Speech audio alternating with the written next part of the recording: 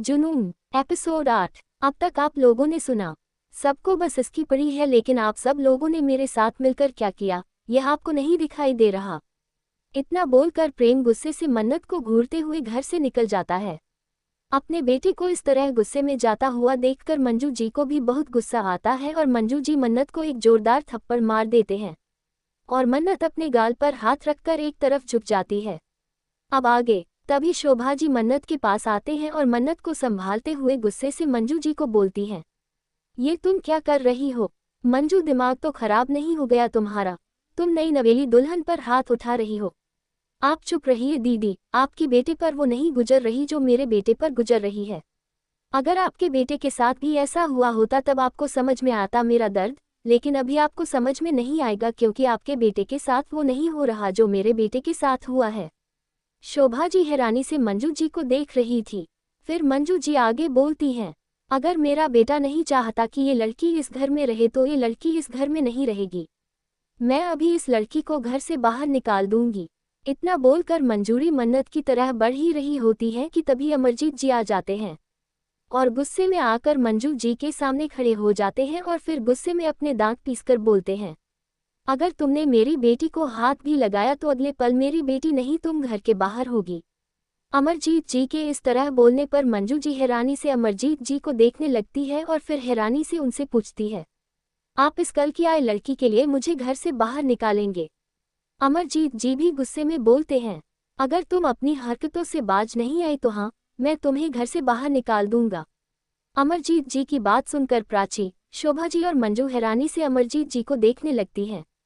सभी लोग हैरानी से एक दूसरे को देख रहे थे कि तभी उनके कानों में दादाजी के कमरे से कुछ टूटने की आवाज आती है।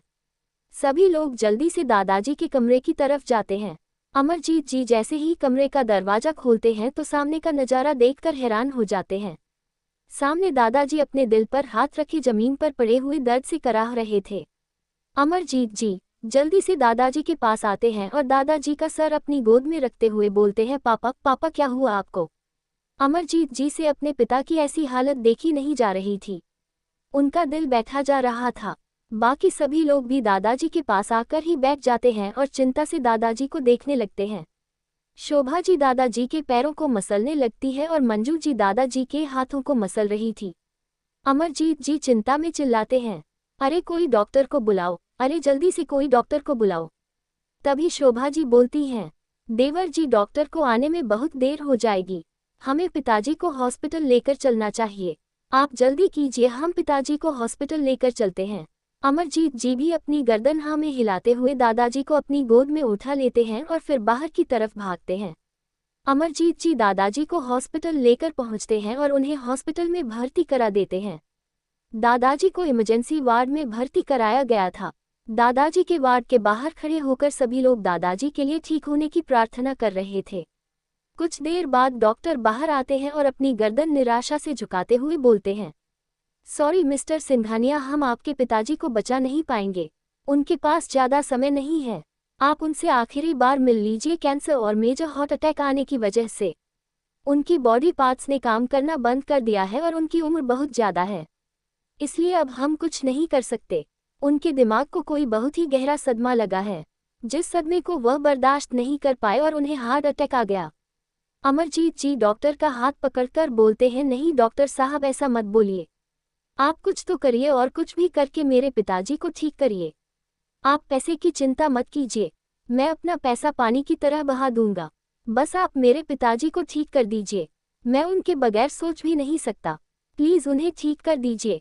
आप ऐसा मत बोलिए डॉक्टर साहब, आप कर सकते हैं, आप ही हैं जो मेरे पिताजी को ठीक कर सकते हैं। डॉक्टर जी अमर जी के कंधे पर हाथ रखकर उन्हें दिलासा देते हुए बोलते हैं, आपके पिताजी उम्र के जिस पड़ाव पर हैं, हम कुछ नहीं कर सकते, हमें माफ़ कीजिएगा। और आपकी बहू मन्नत, आपके दादाजी उनसे मिलना चाहते हैं, प्लीज़ आप उन्हें जल्दी उनसे मिलवा दीजिए। डॉक्टर की बात सुनकर सभी लोग हैरानी से मन्नत को देखने लगते हैं। मन्नत जो कि अभी भी अपने शादी के जोड़े में घूंघट ओढ़े खड़ी थी और अंदर ही अंदर आंसू बहा रही थी। अमरजीत जी मन्नत के पास आते हैं और मन्नत को अंदर ले जाते हुए दरवाज़ा बंद कर देते हैं। अमरजीत जी के इस तरह दरवाज़ा बंद करने पर सभी लोग हैरानी से दरवाजे को देखते हैं और फिर एक दूसरे को देखते हैं। अमरजीत जी दादाजी के पास मन्नत को लेकर जाते हैं। दादाजी को ऑक्सीजन मास्क लगा हुआ था और चारों तरफ से उन्हें मशीनों ने घेर रखा था। मन्नत अपना घूंघट ऊपर करते हुए दादाजी को देखती है। मन्नत का पूरा चेहरा आंसुओं से भीगा हुआ था। मन्नत की आंखें रो रो कर इस वक्त लाल थी। दादाजी जब मन्नत को देखते हैं तो अपना ऑक्सीजन मास्क हटाकर मन्नत का हाथ पकड़ते हुए बोलते हैं, मुझे माफ कर दो मेरे बच्चे, मैंने तुम्हारे साथ नाइंसाफी कर दी। मैंने अपना वादा पूरा करने के चक्कर में तुम्हारी जिंदगी बर्बाद कर दी। मैंने तुम्हारी शादी एक ऐसे इंसान से करा दी जो तुम्हें अपनी पत्नी माना ही नहीं चाहता। शादी के पहले दिन ही उसने तुम्हें अपने कमरे से बाहर निकाल दिया। मुझे माफ कर दो मेरी बच्ची, मुझे नहीं पता था कि है ऐसा होगा। दादाजी का गला भर आता है। उन्हें सांस लेने में भी दिक्कत हो रही थी और दादाजी की आंखों में भी इस वक्त बेतहाशा आंसू थे। मन्नत दादाजी के हाथ पर हाथ रखकर अपनी गर्दन में हिलाते हुए बोलती है, नहीं दादाजी ऐसा मत बोलिए, इसमें आपकी कोई गलती नहीं है। आपने मेरे साथ कोई नाइंसाफी नहीं की है, इसमें आपका कोई कसूर नहीं है। दादाजी। अमरजीत जी भी दादाजी के पास आकर बैठते हैं और उनका दूसरा हाथ अपने हाथ में लेकर बोलते हैं, नहीं पापा आप ऐसा मत बोलिए, सब ठीक हो जाएगा। हम प्रेम से बात करेंगे, वो मान जाएगा। दादाजी अमरजीत जी की तरफ देखकर बोलते हैं, बेटा शादी और प्यार के रिश्ते जबरदस्ती नहीं निभा जाते, उन्हें दिल से निभाना होता है। फिर दादाजी मन्नत की तरफ देखते हुए बोलते हैं, बेटा मन्नत, प्रेम दिल का बुरा नहीं है। आज नहीं तो कल वह तुम्हें तुम्हारी अच्छाई को पहचाने का तुमसे प्यार जरूर करेगा, लेकिन तब तक तुम्हें हौसला रखना होगा। अपने मरते हुए दादा से एक आखिरी वादा करो कि मेरी बच्ची। दादाजी की बात सुनकर मन्नत अपनी गर्दन में हिलाते हुए बोलती है, आपको जितनी वादे करने हैं आप इतने वादे करवा लीजिए दादाजी, लेकिन ऐसी बातें मत करिए। दादाजी एक गहरी सांस लेते हुए बोलते हैं, मैं चाहता हूँ मेरे बच्चे की तुम प्रेम का साथ कभी मत छोड़ना, उसे कभी छोड़कर मत जाना। वो तुम्हें चाहे कितना भी फोर्स क्यों ना करे, लेकिन तुम उसे तलाक मत देना। मन्नत रोते हुए अपनी गर्दन हल में हिला देती है। अब दादाजी की सांसें गहरी होने लगते हैं। दादाजी लंबी लंबी सांसें ले रहे थे और फिर दादाजी अमरजीत जी की तरफ देखकर बोलते हैं, मैं अपनी बच्ची को तुम्हारे भरोसे छोड़कर जा रहा हूँ। मेरी बच्ची पर कोई भी आंच नहीं आनी चाहिए। तुम एक पिता की तरह हमेशा मेरी बच्ची पर उसका साया बनकर रहना। अमरजीत जी भी अपनी गर्दन हाँ में हिलाते हुए बोलते हैं, पापा मैं हमेशा मन्नत के साथ रहूंगा। मन्नत को कभी भी एक पिता की कमी महसूस नहीं होने दूंगा। मन्नत मेरी भी बेटी है, मैं उसे बेटी से बढ़कर प्यार दूंगा। दादाजी गहरी गहरी सांसें लेते हुए फिर एकदम से शांत हो जाते हैं। उनकी सांसें थम जाती हैं। कहते हैं ना, एक पिता मरते वक्त भी अपने बच्चों के बारे में ही सोचता है। उनकी आंखों में जाते हुए भी सिर्फ अपने बच्चों की सलामती की दुआएं होते हैं। ऐसा ही एक फर्ज दादाजी भी निभा कर गए थे। अपनी बेटी की जिम्मेदारी अपने बेटे को सौंपकर इस दुनिया को अलविदा कह गए। एपिसोड 9। अब तक आप लोगों ने सुना। अमरजीत जी भी अपनी गर्दन हाँ में हिलाते हुए बोलते हैं, पापा मैं हमेशा मन्नत के साथ रहूंगा। मन्नत को कभी भी एक पिता की कमी महसूस नहीं होने दूंगा। मन्नत मेरी भी बेटी है, मैं उसे बेटी से बढ़कर प्यार दूंगा। दादाजी गहरी गहरी सांसें लेते हुए फिर एकदम से शांत हो जाते हैं। उनकी सांसें थम जाती हैं। अब आंखें। दादाजी सभी को छोड़कर इस दुनिया से जा चुके थे। सभी लोग इस बात से बहुत दुखी थे और जब प्रेम को भी पता चलता है कि उसके दादाजी अब इस दुनिया में नहीं रहे, प्रेम भी भागता हुआ आता है। इस वक्त प्रेम पर भी जैसे दुखों का आसमान टूट पड़ा था। दादाजी की अंतिम विदाई को काफी धूमधाम से निकाला जाता है क्योंकि दादाजी भी शहर के सबसे बड़े बिजनेसमैन में से एक गिने जाते थे। दादाजी जब इस शहर में आए थे तब दादाजी ने अपना कारोबार एक छोटी सी दुकान से शुरू किया था और आज वह मल्टीनेशनल कंपनी के मालिक हैं। दादाजी ने शुरुआत की थी और फिर अमरजीत जी ने इस काम को आगे बढ़ाया था, लेकिन बीच में ही अमरजीत जी की तबीयत कुछ खराब रहने लगी थी तो प्रेम ने कंपनी को संभाला और आज प्रेम ने कंपनी को नंबर 1 पोजीशन पर पहुंचा दिया था। देश के हर कोने में प्रेम ने अपनी कंपनी की एक एक ब्रांच खोली हुई थी। एशिया के हर कोने में सिंघानिया कंपनी का नाम सबसे नंबर 1 पर ही लिया जाता था और अब तो इंडिया के बाहर भी प्रेम ने अपने काम को आगे बढ़ा दिया था। मन्नत के दादाजी भी यहाँ पर आए थे और मन्नत के पगकफेरे की रस्म होने वाली थी, लेकिन दादाजी के खत्म होने की वजह से मन्नत के दादाजी ने पगकफेरे की रस्म को कैंसिल करके यहीं पर उसे आशीर्वाद देकर अपने गाँव का वापस चले गए थे। अंतिम संस्कार करने के बाद जब प्रेम घर आकर थक हार कर सोफे पर बैठ जाता है तो मन्नत एक गिलास पानी लाकर प्रेम को देती है। जैसे ही प्रेम मन्नत को अपनी आंखों के सामने देखता है तो उसका खून खोल जाता है। प्रेम मन्नत का हाथ झटक देता है जिससे गिलास फर्श पर गिर जाता है। शोर से सभी लोग बाहर आते हैं और देखते हैं कि प्रेम बहुत ज्यादा गुस्से में है।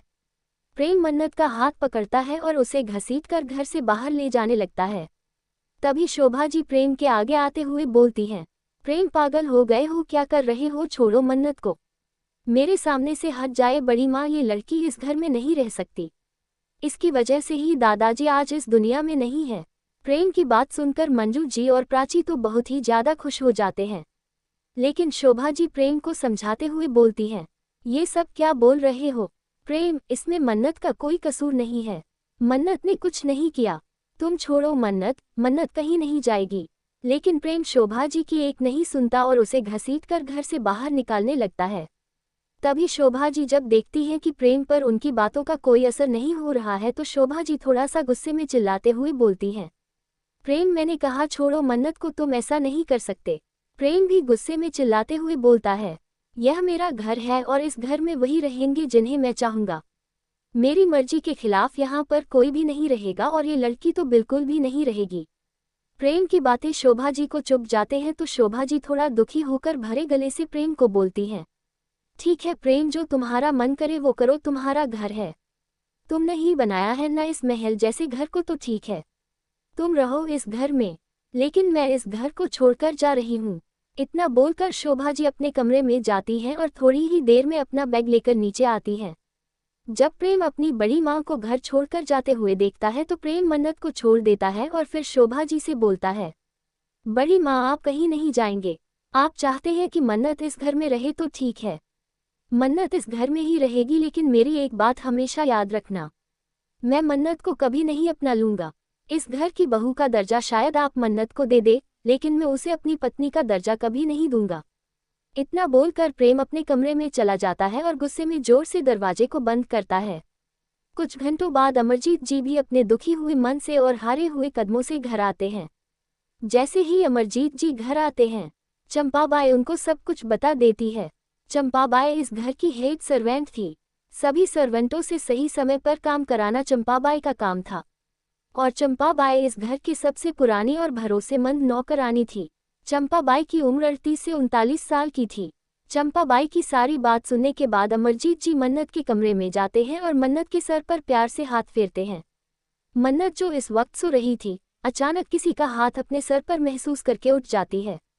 अमरजीत जी मन्नत को बोलते हैं, अरे बेटा माफ करना, मैंने तुम्हें नींद से जगा दिया, तुम सो जाओ, आराम करो, हम सुबह बात करते हैं। इतना बोलकर अमरजीत जी कमरे से बाहर निकल जाते हैं और घर के बाहर बने गार्डन एरिया में आ जाते हैं। अमरजीत जी आसमान की तरफ देखते हुए बोलते हैं, बहुत बड़ी जिम्मेदारी सौंपी है आपने मुझे पिताजी, पता नहीं मैं इस जिम्मेदारी को कैसे नहीं पाऊंगा, लेकिन मैं अपनी पूरी कोशिश करके अपने जिम्मेदारियों को निभाने, आपसे जो वादा किया है उस वादे को मैं पूरी कोशिश करूंगा निभाने की। 3 साल बाद, इन 3 सालों में बहुत कुछ बदल गया था। मन्नत को एक अलग कमरा दे दिया गया था और मन्नत को अमरजीत जी अपनी बेटी की तरह इस घर में रखने लगे थे। और मन्नत ने इस साल अपना ग्रेजुएशन कंप्लीट कर दिया था। मन्नत ने पूरी यूनिवर्सिटी में टॉप किया था। वक्त के साथ बहुत कुछ बदला था, नहीं बदला था तो प्रेम और मन्नत का रिश्ता, जिसमें वक्त के साथ दूरियां और ज्यादा बढ़ गई थी। एपिसोड 10। अब तक आप लोगों ने पढ़ा कि मन्नत और प्रेम की शादी को 3 साल हो चुके थे। मन्नत ने इस साल अपना ग्रेजुएशन कंप्लीट कर दिया था। मन्नत ने पूरी यूनिवर्सिटी में टॉप किया था। वक्त के साथ बहुत कुछ बदला था, नहीं बदला था तो प्रेम और मन्नत का रिश्ता, जिसमें वक्त के साथ दूरियां और ज्यादा बढ़ गई थी। अब आगे, लेकिन मन्नत ने आज भी अपना घूंघट प्रेम के सामने नहीं उठाया था, इसी उम्मीद में कि एक ना एक दिन तो प्रेम उसके पास आएगा और इस घूंघट को उठाएगा। लेकिन मन्नत को पता ही नहीं चला कि मन्नत का इंतजार कब से दिन दिन से हफ्ते और हफ्तों से महीने और महीनों से साल में तब्दील हो गए। प्रेम का इंतजार करते करते लेकिन प्रेम और के पास नहीं आया, बल्कि अब तो प्रेम नहीं घर आना ही कम कर दिया था।